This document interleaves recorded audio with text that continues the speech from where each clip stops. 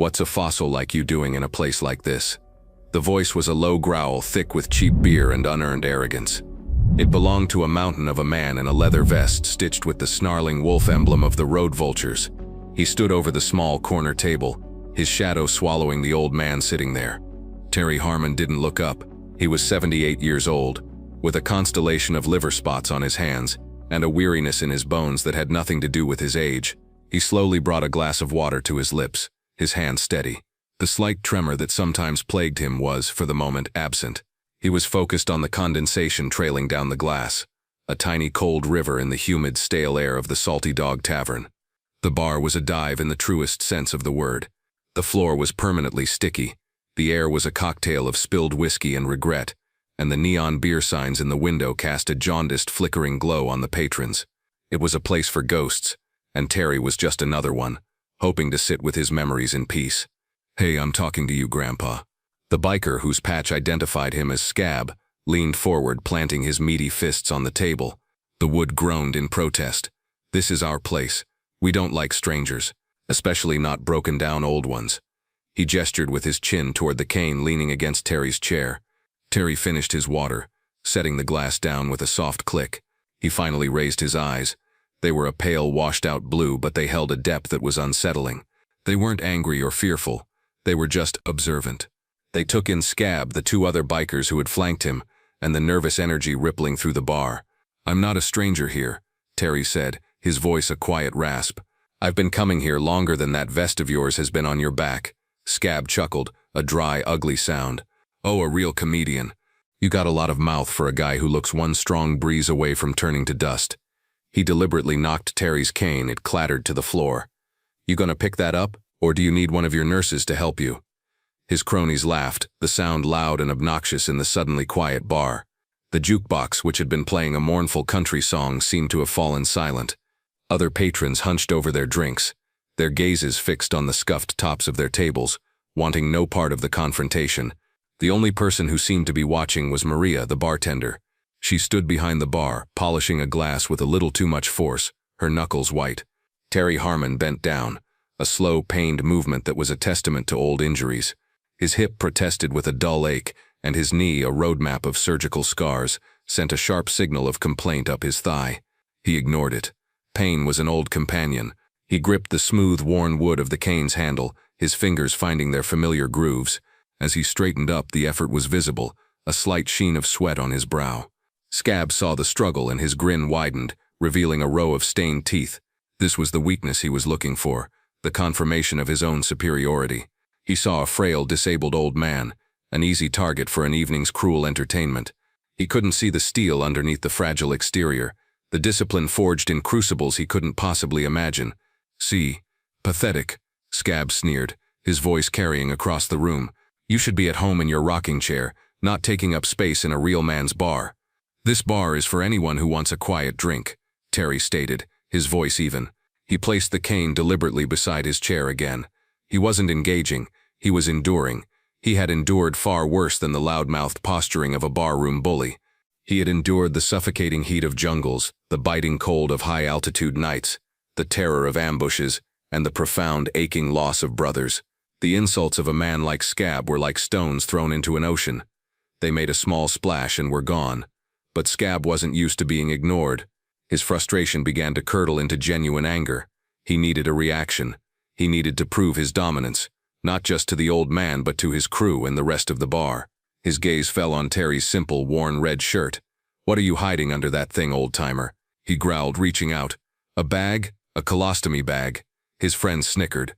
Terry's eyes hardened, just a fraction. A flicker of something cold and dangerous sparked in their blue depths before being extinguished. "Don't," Terry said. The word was not a plea, it was a command, spoken with an authority that felt utterly out of place coming from the frail man in the corner. The quiet command only enraged Scab further. Who was this old man to tell him what to do? In a swift, violent motion, he grabbed the front of Terry's shirt with both hands. "I'll do what I want." With a harsh tearing sound, the cheap cotton fabric ripped down the middle. Buttons popped and scattered across the sticky floor like discarded teeth. The shirt fell open, exposing the thin, pale chest of an old man, and something else. On his right bicep, faded by decades of sun and age but still unmistakably clear, was a tattoo. It wasn't a skull or a pin-up girl or any of the usual designs. It was an eagle, its wings spread, clutching an anchor, a trident and a flintlock pistol, a Navy SEAL trident. For a moment the bar was utterly silent. Scab stared at the ink, his brows furrowed in confusion. He didn't recognize the symbol, but he recognized the aura around it. It felt official. It didn't fit the image of the weak old man he had created in his head. As Scab's fingers brushed against the faded tattoo, the stale air of the bar seemed to dissolve for Terry. The smell of beer and disinfectant was replaced by the scent of salt, sweat, and gun oil. The low murmur of the patrons faded into the rhythmic thrum of a helicopter's rotors. He wasn't in the Salty Dog anymore. He was 20 years old, sitting on an overturned ammo crate in a sweltering tent somewhere in Southeast Asia. A wiry man with a cigarette dangling from his lips was hunched over his arm, a homemade tattoo gun buzzing like an angry hornet.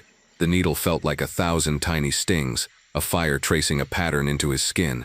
He didn't flinch. He looked at the faces of his teammates around him, all of them young, hard, and immortal.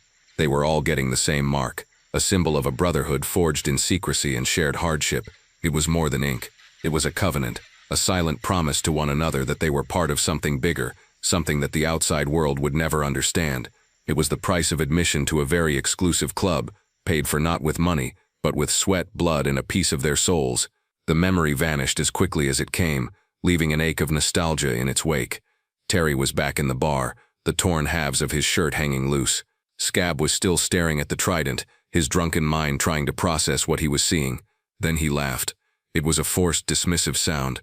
"What's that? You get that out of a Cracker Jack box? Trying to pretend you were some kind of big shot, old man?"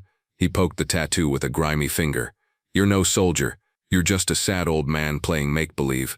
The public humiliation was complete. Terry's history, his identity, the memory of his fallen brothers was being mocked and degraded by a man who couldn't begin to comprehend its meaning. Behind the bar, Maria had seen enough. The torn shirt, the revealed tattoo, the final desecrating insult. It was a line crossed. Her loyalty to Terry, her quiet, dignified regular who always asked how her son was doing and never caused a lick of trouble, solidified into a cold, hard resolve. She had always kept a promise to him, a promise made almost 10 years ago when he had first started coming in, looking older and more worn than he should. He had given her a small laminated card with a single phone number on it. "If I'm ever in here and it looks like real trouble," he'd said, his voice low, "and I mean the kind of trouble you can't just call the local police for. You call this number. You tell them my name, Terry Harmon. That's all you have to do." She had tucked it away, thinking it was just the rambling of an old veteran. She never thought she'd use it. Tonight was different. This was not a simple bar fight. This was a desecration. Her movements were invisible to the bikers, who were still focused on their prey. She slipped into the small, cluttered back office, closing the door until only a crack remained.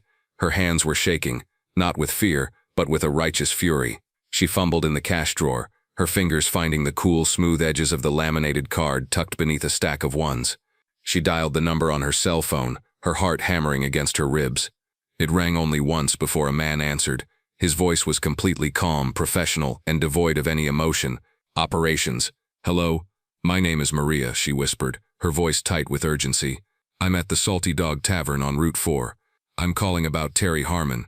There was a fractional pause on the other end. The silence was not one of confusion, but of sudden, intense focus. "Is he okay?" the voice asked, a new edge to its tone. "No, he's not," Maria said, tears welling in her eyes as she heard another burst of laughter from the bar. "There's a group of bikers here. They ripped his shirt. They're mocking him. Please. He told me to call if there was real trouble." "Understood, Maria," the voice said, the calm now laced with something that sounded like cold steel. "We have your location.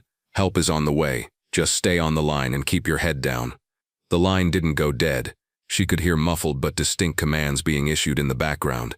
She heard the name Harmon repeated, followed by a phrase that made no sense to her. "Initiate a code trident. Active asset is under duress. I repeat, active asset under duress. Scramble the QRF." Maria had no idea what a code trident was or what QRF meant, but she knew, with absolute certainty, that she had just lit a fuse, and the explosion was coming. Miles away, in the sterile blue-lit quiet of a Naval Special Warfare Command Center, Master Chief Petty Officer Ryan Thompson stood up from his desk so fast his chair rolled back and hit the wall. The name Terry Harmon had acted like an electric shock. Harmon wasn't just some veteran. He was a legend, A ghost, a man whose file was so heavily redacted it was mostly black ink. He was one of the founding fathers of the modern SEAL teams, a plank owner from the very beginning. "Sir," Thompson said, turning to the watch commander, a young, sharp-eyed lieutenant commander named Evans. "We have a code Trident. It's Master Chief Harmon." Commander Evans, who had been reviewing after-action reports, was on his feet instantly. The shift in the room was palpable. The low hum of servers and quiet keystrokes was replaced by a tense, focused silence. Every operator in that room, from the grizzled Master Chief to the youngest intel analyst, knew the name. They had studied his missions at BOD/. His tactics were literally written into their training manuals. To them, Terry Harmon was what King Arthur was to a knight. "Location?" Evans asked, his voice sharp and clipped as he moved toward the central operations map. "A civilian establishment." "The Salty Dog Tavern, Route 4, Thompson reported, relaying the information from Maria's call. "Civilian witness reports he is under physical duress from multiple hostiles." "A biker gang." Evans' jaw tightened. The thought of a man like Terry Harmon being manhandled by a pack of common thugs was an insult of the highest order. "Are the locals responding?" "The witness states she hasn't called them." "Harmon's standing orders on this contact number were to call us first, sir. He didn't want a local police spectacle." "He's about to get one," Evans said grimly, but not the kind Harmon might have feared. He turned to the communications officer. "Get me a direct line to the local sheriff's department. Inform them that a Tier 1 asset is in a compromised situation and that naval personnel are en route. Tell them to establish a perimeter, but not under any circumstances to make entry. This is our situation to handle." He then looked at Thompson. "Master Chief, get the quick reaction force, full deployment. I want them geared up and wheels turning in 5 minutes." "They're already on their way to the vehicles, sir," Thompson said with a grim smile.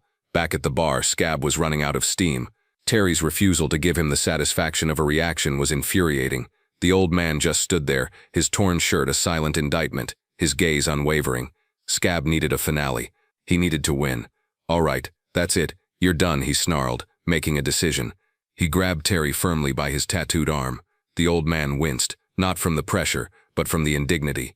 "You're coming with us. We're going to take you for a little ride, teach you some respect." This was the final escalation.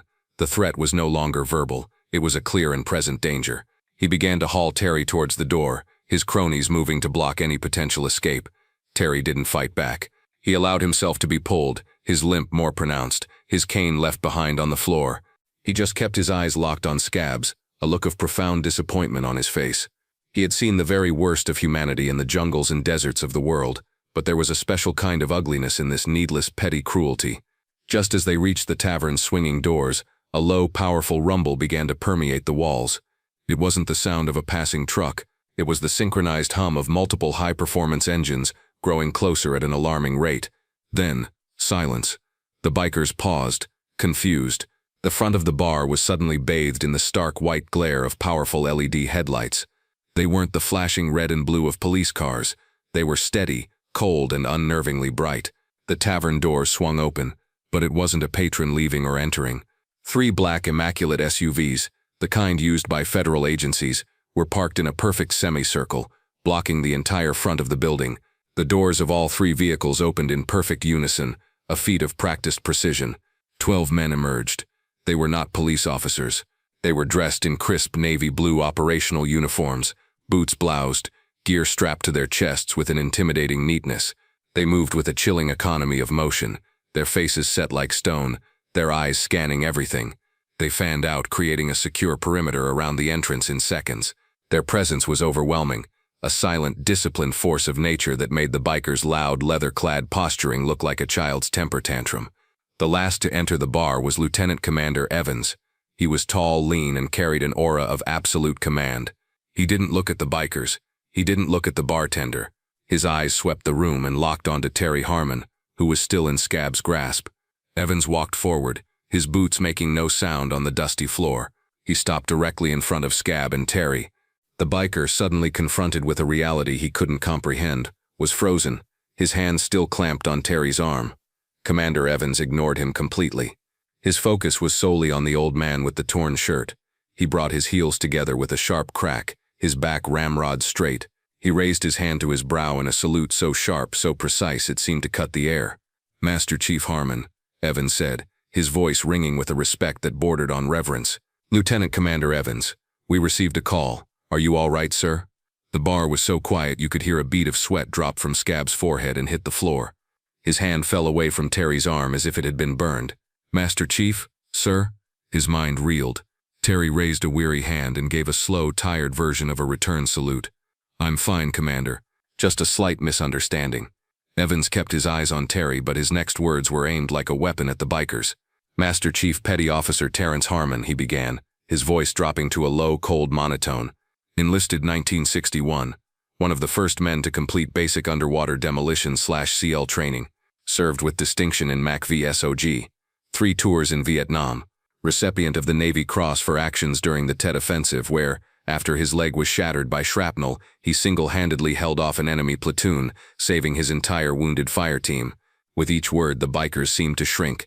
Their arrogant smirks had melted away, replaced by slack-jawed horror.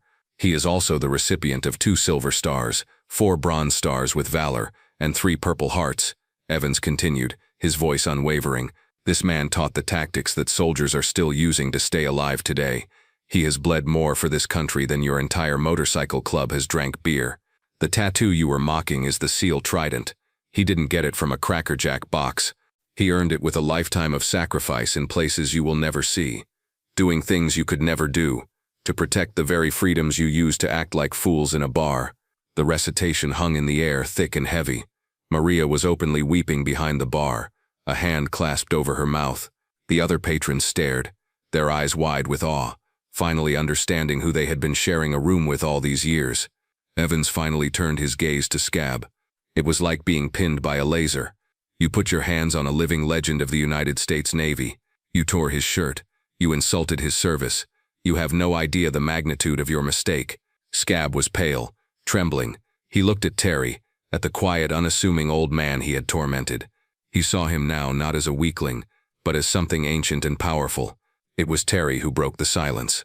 His voice was soft, but it carried the weight of the commander's words. He looked at Scab, not with anger, but with a deep, profound pity. "The uniform, the medals, the stories, they're just things," Terry said, his voice a low rasp. "What matters is what you do when no one is looking. The promises you keep. That ink on my arm," he said, gesturing to the trident.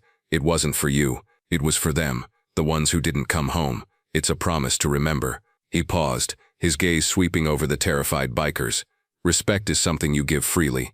You can't beat it out of someone." As he spoke, Terry glanced down at his own leg, the source of his limp and Scab's mockery. For a fleeting second, the bar disappeared again. He was on his back, the Vietnamese mud cool against his skin, the air thick with the smell of cordite and blood. He could feel the blinding, white-hot pain where his fibula used to be. He saw the face of his young radio man, pale and bleeding out beside him, and he remembered the surge of adrenaline, the sheer force of will that allowed him to get up, to lay down suppressive fire, to drag his friend to the extraction point, his own leg leaving a crimson trail in the dirt. The limp wasn't a disability. It was a receipt, proof of purchase for another man's life. The wail of a police siren, late to the party, finally broke the spell. The local deputies arrived to find a scene they couldn't possibly process. A dive bar surrounded by silent, professional naval operators, and a group of terrified bikers being stared down by an officer who looked like he could kill a man with a glance. The fallout was swift and decisive. The SEALs didn't lay a hand on the bikers. They simply provided witness statements to the now very attentive deputies. Scab and his crew were arrested for assault. Word traveled fast. The Road Vultures National Chapter, getting wind that their members had assaulted a Navy SEAL Master Chief, a founding father of the teams no less, unceremoniously kicked the entire chapter out. They were pariahs. Months passed. The salty dog was quieter now. Terry still came in for his glass of water, a new flannel shirt buttoned to his chin. One afternoon as he was leaving, he saw a man sweeping the parking lot of the grocery store next door. It was Scab. He was thinner, his face drawn. The arrogant swagger was gone, replaced by the stoop of a man who had been thoroughly and publicly humbled. Their eyes met across the asphalt. Scab froze, the broom still in his hands. A flicker of fear, then shame, crossed his face. He gave a short, jerky nod, a silent, pathetic apology. Terry Harmon looked at him for a long moment. Then he raised his hand and gave a slow, deliberate nod in return. A nod of acknowledgement, a nod of forgiveness. He got into his old pickup truck and drove away, leaving the man to his sweeping and his ghosts. If this story of quiet valor moved you, Show your support by hitting the like button, sharing it with a friend who appreciates true heroes, and subscribing to Veteran Valor for more stories about the unassuming giants who walk among us.